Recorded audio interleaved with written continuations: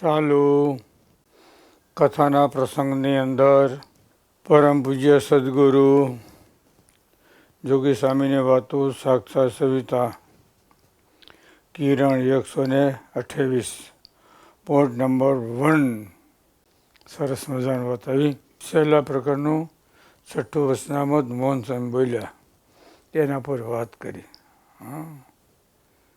જીવનો વાક અને મનનો વાક, કેટલે અંશે જીવનો કેટલો મનનો વાક. કેને જીવ કહેવાય, કેને મન કહેવાય. પદાર્થ જોઈ સંકલ્પ થાય એ મનનો વાક, પદાર્થ ન હોય અને સંકલ્પ થાય એ જીવનો વાક. શું કીધું? ભૂખ લાગી છે, ખાવા જવું શરીરનો ભાવ, પણ ભૂખ નથી લાગી અને ખાવું એ મનનો વાક. એ કહેવાય વાસના, ઓલું કહેવાય સ્વભાવ. સ્વભાવમાં ફેર અને વાસનામાં ફેર. સ્વભાવ ટળે પણ વાસના ટાળવી બહુ કઠણ પડે. ટળે ખરી. મધ્યના લોયાના 8ના વચનામાં લખ્યું, ખડ હોય અને બોરડી હોય, વંડી નવી કરી હોય, માથે સાજ હોય, એમાં ધૂળ નાખી હોય, એમાં થોડો વરસાદ થાય ને ખડ ઉગી આવે, પછી 10 દિવસ વરસાદ ના હોય સુકાઈ જાય. અને બોરડી ધોકડ હોય ને એને મોળમાંથી કાઢો ને તો જાય. એટલે કેટલા અંશે જીવનો વાક, કેટલા અંકે મને ખબર ને. માણસ અને ઢોર એમાં સ્વામી બાપાએ વિભાગ પડ્યો બે. માણસ એને યાદ કરે ને એટલે ભૂખ તરસ લાગે. ગાયું ભેંસ છે ને પાણી સામે દેખે ને તો તરસ લાગે. ન દેખાય ને ત્યાં સુધી કાંઈ ન બોલે. પાણી દેખાય, કુંડી દેખાય, ધોરીઓ દેખાય ને હળો શબ્દ જાય. આમ સ્વામી લખ્યું. ઘણી વાર એમ કહેતા માણસમાં પશુમાં એટલો ફેર ખબર પડે ને. પશુમાં દેખાય ત્યારે અને માણસને યાદ આવવું જોઈએ. એટલે જીવનો વાક અને મનનો વાક છે. બેને મિત્રતા કેવી રીતે કહો છે? દૂધ અને પાણી બે મિશ્રણ કરો પછી નોખા પડે? ન પડે. પરંતુ એમાં લખ્યું દૂધ ચૂલામાંથી મૂકો એટલે પાણી છે ને એ તળિયે બેસે, એ બળે અને દૂધ છે ને ગરમ થાય. પણ દૂધને બળવા દે નહીં. ત્યારે દૂધ છે એ પાણી ઉગાડવા સારું ઉફાણું લઈને અગ્નિને ઓલવી નાખે. ગેસ માથે મૂક્યું ને ભાઈને ઢોળાઈ જાય. ક્યાં તો પડી ગઈ.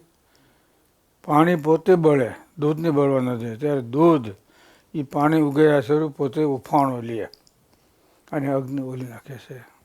જીવનો વાક હોય અને મન માથે લઈ લે. મનનો વાક હોય તો જીવ માથે લઈ લે. છેલ્લા પ્રકારનું છઠ્ઠું વચનામત. મનનો વાક કેટલા અંશે અને કેટલા જીવનો વાક છે. એટલે ખબર પડી ગઈ ને સ્વભાવ કેને કહેવાય, વાસના કેને કહેવાય. આમ ચોખ્ખું લખ્યું સ્વામીએ સાક્ષાત સવિતામાં. સ્વભાવ છે ને હજી ટળે પણ વાસના ટળે ખરી પણ બહુ કઠણ પડે. ન ટળે એવું નથી. કોઈ બી વસ્તુ અત્યારે બધી સુગમ છે.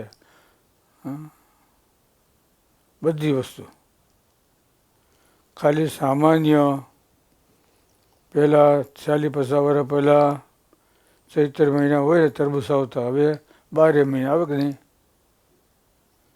આવે કે નહીં આવતા? 12 મહિના હોય. ગમે ત્યારે તરબૂચ જાઓ એટલે હોય. તો ભગવાનને સાધુ 12 મહિના ન હોય? કોઈ જાણે કોઈ એમ કહે ને સિઝન વહી ગઈ. ભાઈ એવો સમય વહી ગયો. સમય નથી ગયો, આપણી શ્રદ્ધામાં ફેર છે. સમજાય છે? સ્વામી બાપાએ એમ કીધું ભગવાનને સાધુ ગયા નથી છે, પણ આપણે એવી દ્રષ્ટિ લઈએ ને તો એ વસ્તુ દેખાય. ઝવેરીના સંગ વિના નંગની પરીક્ષા ન થાય એમ ભગવાનના ભક્તનો સંબંધ થાય. ભક્ત થાય તો ભક્તને ઓળખે. સમજાણું? ત્યાં ઘણામાં હોય ને અણસમજુ કે મૂર્ખ જે કહીએ. પછી પહેલા વખત હતો ને તો એ બધું હતો સારા સાધુ સત્સંગ એ બધું સારો સત્સંગ હતો. હવે બગડી ગયો હું આમ આવ્યું ખબર ને બધે બગડી નથી ગયા એમ ન કહેવાય. એક કહેવાય વ્યક્તિગત. સમજાણું? શું કીધું? વ્યક્તિગત એક જ બગડ્યા બધા હોય. એટલે જીવ અને મન આ બે નોખા પડ્યા ને બહુ કઠણ પડે. હા, કોકને પૂછો ને તો ખબર ના પડે. જીવનું કલ્યાણ કેમ થાય ને કાયાનું કલ્યાણ કેમ થાય બધે હરખું. હે ખબર ટીપું. કાયા જીવ બધું હરખું એમાં કાંઈ હોય નહીં. એમાં હું તો બધું તો ગોતું પાડવું અને ખબર પડતી ન હોય એટલે એવું. બરાબર. મારા વખતમાં હું બધું ભાઈ અક્ષર ને આ બે બધું વિભાગ પાડવાનું બધું હરખું છે કે કૂવાનો દેડકો સમુદ્રનો અંત ન જુએ. કૂવામાં દેડકો હોય ને બે મારે ઠેકડા તો આવી જાય પણ સમુદ્ર દેડકો હોય તો ફેર પડે ને. દેડકા બે છે ને બે પાણીનું જીવન છે. દેડકા ક્યાં રહીએ તો બસ હા જવાબ દો મરતા નહીં. પાણીમાં પાણી જીવન છે જો. પણ કૂવાનું પાણી હરખું કહેવાય એ સંકિત કહેવાય અને સમુદ્ર તો વિશાળ સદી કહેવાય. એટલે એમ કહે છે કે કૂવાનો દેડકો છે ને એ સમુદ્રનો મહિમા સમજે નહીં. એમ એવા જીવ હોય ને એ ભગવાન ને સંત એનો મહિમા ન સમજે. એ બધા વી ગયા જૂના હતા ને એ બધા નિયમ ધર્મ પાળતા આમ કરતા તેમ કરતા હવે કોઈ કરતા નથી. બધે કરે છે હવની રીતે એમ. હવે ભજન કરતા હોય થોડું ઘણું અંશે પણ કરતા હોય. એટલે સ્વામી કે વ્યક્તિગત ખોટ કઢાય આખો સત્સંગ બગડી ગયો એમ ન કહે. આખા બધા મંદિર બગડી ગયા છે સાધુ બગડી ગયા છે એમ નહીં કહેવાનું. એક છે. એટલે જીવનો વાઘ ખબર છે અને મનનો વાઘ સમજે. પદાર્થ જે કંઈ ઘાટ થાય ભૂંડા ઘાટ થાય એ મનનો વાઘ. પદાર્થ નથી અને ઘાટ સદાય ભૂંડા ઘાટ થયા કરે એ જીવનો વાઘ કહેવાય. સમજ્યા ને? તંદુરસ્ત માણસ અને રોગી માણસ શું ફેર?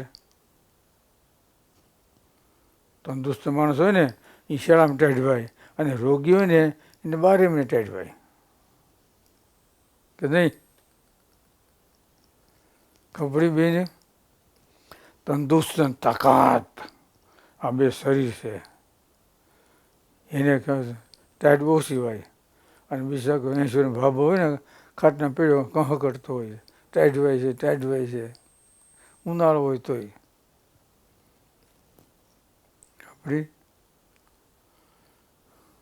પદાર્થ જો સંકલ્પ થાય એ મનનો વાક કહેવાય. પદાર્થ નથી અને સંકલ્પ થાય એ જીવનો વાક કહેવાય. મનનો વાક એટલે સ્વભાવ, જીવનો વાક એટલે વાસના. શેમાં પડી છે? જીવમાં પડી છે. હા, ઇન્દ્રિયોનો વાક કેટલો કહેવાય? કેટલો? અંતઃકરણનો 3 વિભાગ પડે. ઇન્દ્રિયોનો વાક, અંતઃકરણનો વાક અને જીવનો વાક. એટલે જીવ અને મનની બે મિત્રતા છે. મનનો વાક હોય તો જીવ માથે લઈ લે અને જીવનો વાક હોય તો મન માથે લઈ લે. સ્વામી કહેતા ને ઓની ભૂલ હોય તો એને કે એવું વાંચ્યું સારું છે ઓને વાક ઓલો એમ બે ઢાલે વગર ભાંગે. એમાં સ્વભાવની વૃદ્ધિ છે ઘટે નહીં. સ્વામી કે એક પાસે બેસી તો સ્વભાવ ટળી જાય, એકની પાસે બેસી તો સ્વભાવ વધે. ઓલો ઘટી જાય. ઓને જોઈ સ્વભાવ ટળી જાય. બે વ્યક્તિ હોય પણ આપણામાં નેત્ર હોય તો સૂર્ય દેખાય પણ નેત્ર ન હોય તો સૂર્ય દેખાય નહીં. હોય તોય સૂર્ય હોય ને તોય ન દેખાય કારણ કે આંખ્યો નથી. શું કરે? તમે અંતરની આંખે ઓળખી કરો સદગુરુ સંતનો સંગ ઓળખવું. હા બરાબર. આ માયિક નેત્રથી નહીં, સત્પુરુષ અને સત્શાસ્ત્ર એની દ્રષ્ટિથી જુઓ, આપણી દ્રષ્ટિ નહીં. આપણી તો નેત્ર માયિક છે, આપણા કાન માયિક છે, આપણી જીભા, આપણું શરીર બધું માયિક છે. ભગવાન અને ભગવાનના ભક્ત એનું શરીર, એના ઇન્દ્રિયો બધા અમાયિક અને દિવ્ય છે, નિર્ગુણ છે, બ્રહ્મ છે. આપણું ક્રિયા આપણને બંધનકારી છે અને ભગવાનના ભક્તની ક્રિયા એ બધા મોક્ષકારી છે. સામાન્ય ગાય ભેંસ બળદ સાણ છે ને એ કમાવે, આપણું સાણ કમાવે? તપાસ કર્યો કોઈ દી? નહીં ને, તો બજાવવા દો. અને સહેલાનું છઠ્ઠું વચનામત, બહુ સરસ. અને સાતમું વચનામત છે જોયું, પક્ષનું. પક્ષમાં બધાએ સાધન આવી જાય, બધાએ જોયું ને, ક્યારે રે, હા, બધાની મર્યાદા મૂકે ત્યારે પક્ષ રે. ભગવાનના ભક્તનો ભગવાનનો મહિમા સમજાય ત્યારે એનાથી પક્ષ રાખી. જગત અને ભગત આ બે નોખા પાડવા પડે, સમજાય ને? થઈ થાય. જગતને અને ભગત આ બે નોખા પાડવા પડે. જીવ અને મનની બે ખબર ને મિત્રતા, ખબર કે? તો બસ કેને જીવ કહેવાય, કેને મન ખબર પડી ને તો વાંધો નહીં. બધું ભેગું કરતા નહીં. મનનો વાંક હોય અને જીવને મેથી ભાગ દે, અને જીવનો વાંક હોય તો મનને ટોપરા ભાગ દે. એમાં ખબર પડે ને મેથી ભાગમાં ટોપરા ભાગ ખાધો બે તો સારું.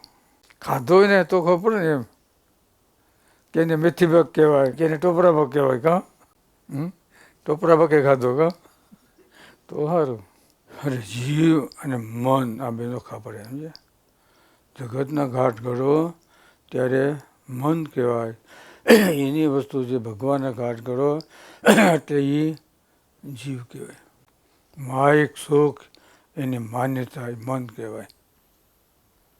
માયિક સુખ એની ઈચ્છા મટી જાય એટલે એ જીવ કહેવાય. મન, બુદ્ધિ, ચિત્ત ને અહંકાર ચાર ભેગા કરે ત્યારે જીવ કહેવાય. ખાલી મન, બુદ્ધિ, ચિત્ત, અહંકાર આ ત્રણ નોખા છે ચાર, એ ભેગા કરો તો એને જીવ કહે. કાર્યાણીના ચોથામાં લખ્યું. બુદ્ધિનું જાણપણું એ જીવનું જાણપણું છે. બુદ્ધિમાં નિશ્ચય થયો એટલે જીવમાં નિશ્ચય થઈ ગયો. જોયું? પહેલાં બુદ્ધિમાં નિશ્ચય થાય અને પછી જીવમાં નિશ્ચય થાય. આવે જોયું, સમજાય ને? એટલે ચાર લ્યો ત્યારે નોખો. મન, બુદ્ધિ, ચિત્ત ને અહંકાર આ ચાર જુદા કહેવાય. એ ચારને ભેગા કરો એટલે એને જીવ કહી. જાણપણું છે, જાણપણાવાળો જીવ છે. કેવો? કીડી જેવો. છેલ્લાના 39માં લખ્યું. સૂર્ય, ચંદ્ર એનો પ્રકાશ છે, જળ ખસે નહીં. અને કીડી હોય ને આમ હાલી જતી હોય ને, આમ આડો હાથ રાખો ને તો કીડી છે ને આમ ફરીને હાલે. મકોડો છે ને માથે જ હાલ્યો જાય, માથે પગ દઉં ક્યાં એ ભાઈડું ફાટે નહીં. જોજો ક્યારેક તપાસ કરવાનો, બહુ ધ્યાન રાખજો. બટકું ભરશે ને લોહી કાઢશે. જો ને કીડી છે ને એ માથે ટપે નહીં, ફરખે ભાઈ જાય. અને મકોડો છે ને ઠેકડો મારે. એટલે સૂર્ય, ચંદ્ર એનો પ્રકાશ જળ છે અને કીડી છે ચૈતન્ય છે. જોયું? એ જાણપણું છે. એટલે જીવ છે એ જાણપણે યુક્ત છે. જેટલું જાણપણું આવ્યું એટલો જીવ કહેવાય. સમજાય? જો માણસ ભૂલ ક્યાં ખાઈ જાય? જાણપણું ખોવાઈ જાય ને ત્યારે. જાણપણું ખોવાઈ જાય ને ત્યારે માણસ ભૂલ ખાઈ જાય છે. પણ જ્યાં સુધી જાણપણ હોય ને ત્યાં સુધી ભૂલ ન કરે, ખાઈ નહીં.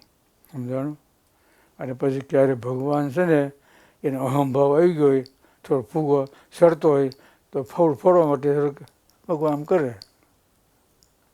ફૂગો ફોડવો પડે ને ત્યારે શેનાથી ફૂટે? એના અહંભાવથી. સૂર્ય હોય એને મોત ક્યાં? ધીંગાણે. તરિયો હોય એને કેમાં? પાણીમાં. જુગાર રમતો હોય એને મોત જુગારમાં.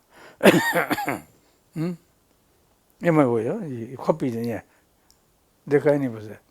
એ વસ્તુ છે. એટલે જે વસ્તુમાં મોહ છે, જે વસ્તુમાં આસક્તિ છે, એ વસ્તુ આપણો નાશ કરે અને કરે. બોલો સહેજાનંદ સ્વામી.